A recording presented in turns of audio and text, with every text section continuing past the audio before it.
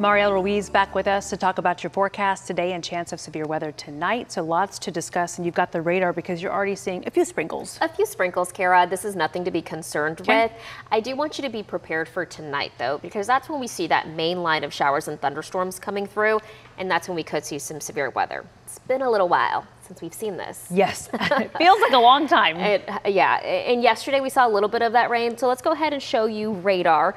Right now, I have it zoomed in across the Metroplex into Collin, maybe even Denton County, seeing a little bit of that drizzle along our far eastern side of Denton County, but where I'm seeing rain right now is across Collin County. I'm already seeing some of that dissipate in Dallas, but still to the south of Interstate 20 and east of I-35. Again, this is not going to be the main line of showers and thunderstorms that we see.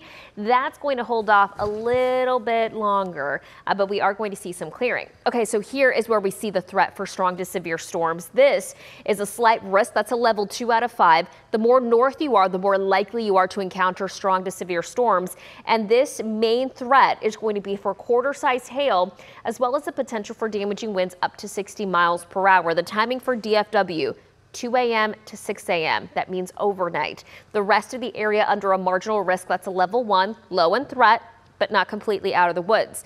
Let's talk you through the timing, because this afternoon, this is around 5, you'll likely see some sunshine. I already see a few peaks of sunshine out there looking at our cameras. But around 7 or 8, you could see an isolated thunderstorm or two popping up across areas just to the east of DFW. And with this, we could very well see one of these storms kind of ramp up in intensity, quickly provide enough instability for maybe some hail and some strong winds. So we'll be watching for that. But the main line holds off until midnight. So this is Thursday, going into very early morning Thursday, so overnight tonight. And you see a few thunderstorms popping up along this front. That front is going to help create this line of showers and storms, and it'll become a bit better developed around 2 in the morning. And by that time, it'll be making its way into Wise, Parker County. After that, I'm expecting it to move into the Metroplex. So this is between 2 and 4 in the morning now. You see that long line of showers and thunderstorms. It continues to progress towards the east.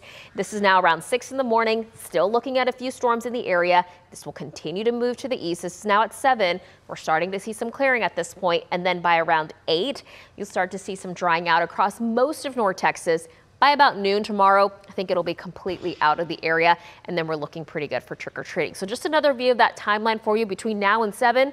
Cloudy, humid, breezy, mostly cloudy, with really just some areas of drizzle here and there. After 7 is when we could see those isolated thunderstorms. Closer to midnight is when I'm expecting that line to start forming west of here. And we'll be able to track that into the Metroplex, so that'll be good. So again, timing can change by about an hour or two. Your best way to stay updated is with us on WFAA Plus, because we will be providing updates on our streaming platform all night long. Anywhere from ½ inch to 1 inch of rainfall will be possible between now and tomorrow morning, but that's not the only opportunity for rain. We've got more in the forecast. Your trick-or-treat forecast, though, looking pretty good. 75 degrees around 5, sunshine, clear skies as we head into the evening time, with temperatures dropping into the mid-60s. Right now, this is what it looks like from our Cedar Hill camera. 77 degrees, and look at that, some blue sky overhead. I do think we'll see a little more of that this afternoon, and that's going to allow the temperature to climb to 85 degrees in Dallas. About 86 in Fort Worth, well above the normal for this time of the year. Something else that you'll notice, the wind. Yeah, yesterday it was windy. Today, a lot similar conditions, with wind gusts over 30 miles per hour at times, especially between 2 and about 6. So again, you might want to prep your yards for this. If you do have any of those big inflatable Halloween decorations, make sure to tie them down, or better yet, bring them down because of the storms tonight. Temperatures are going to stay in the mid-70s after today. We have more rain on the way Friday night and over the weekend into early next week. We'll be back.